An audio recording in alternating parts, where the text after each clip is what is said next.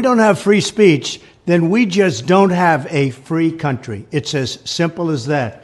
If this most fundamental right is allowed to perish, then the rest of our rights and liberties will topple, just like dominoes, one by one. They'll go down.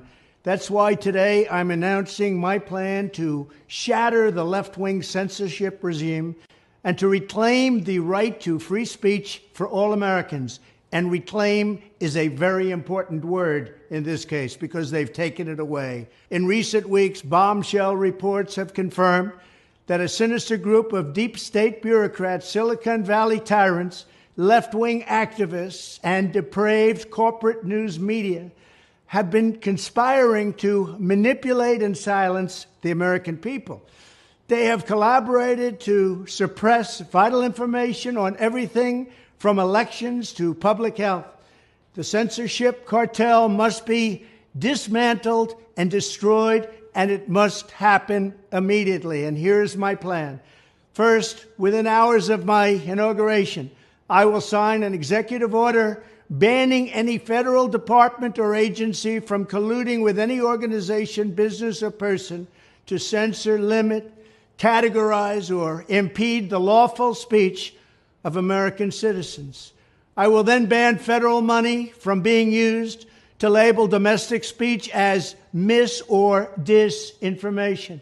And I will begin the process of identifying and firing every federal bureaucrat who has engaged in domestic censorship, directly or indirectly, whether they are the Department of Homeland Security, the Department of Health, Human Services, the FBI, the DOJ, no matter who they are.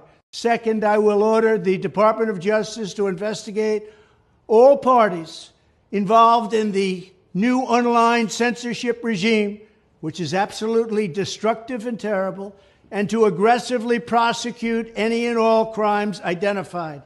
These include possible violations of federal civil rights law, campaign finance laws, federal election law, securities law, and antitrust laws, the Hatch Act, and a host of other potential criminal, civil, regulatory, and constitutional offenses. To assist in these efforts, I am urging House Republicans to immediately send preservation letters, and we have to do this right now, to the Biden administration, the Biden campaign, and every Silicon Valley tech giant, ordering them not to destroy evidence of censorship. Third, upon my inauguration as president, I will ask Congress to send a bill to my desk revising Section 230 to get big online platforms out of censorship business. From now on, digital platforms should only qualify for immunity protection under Section 230 if they meet high standards of neutrality, transparency, fairness, and non-discrimination.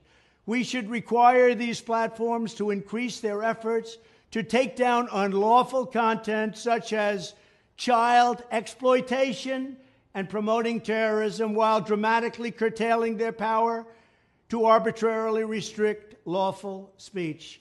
Fourth, we need to break up the entire toxic censorship industry that has arisen under the false guise of tackling so-called mis- and disinformation. The federal government should immediately stop funding all nonprofits and academic programs that support this authoritarian project.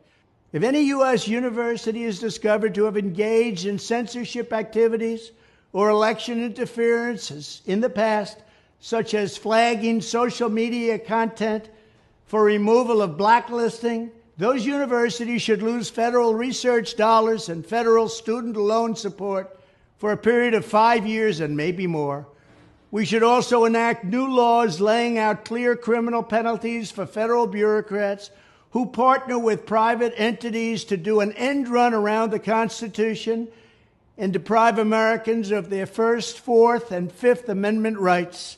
In other words, deprive them of their vote. And once you lose those elections, and once you lose your borders like we have, you no longer have a country. Furthermore, to confront the problems of major platforms being infiltrated by legions of former deep staters and intelligence officials, there should be a 7-year cooling-off period before any employee of the FBI, CIA, NSA, DNI, DHS, or DOD is allowed to take a job at a company possessing vast quantities of U.S. user data. Fifth, the time has finally come for Congress to pass a digital Bill of Rights. This should include a right to digital due process. In other words, government officials should need a court order to take down online content, not send information requests such as the FBI was sending to Twitter. Furthermore, when users of big online platforms have their content or accounts removed, throttled, shadow banned, or otherwise restricted, no matter what name they use, they should have the right to be informed that it's happening, the right to a specific explanation of the reason why, and the right to a timely appeal. In addition, all users over the age of 18 should have the right to opt out of content moderation and curation entirely and receive an unmanipulated stream of information if they so choose. The fight for free speech is a matter of victory or death for America and for the survival of Western civilization itself. When I am president, this whole rotten system of censorship and information control will be ripped out of the system at large. There won't be anything left. By restoring free speech, we'll begin to reclaim our democracy and save our nation. Thank you, and God bless America.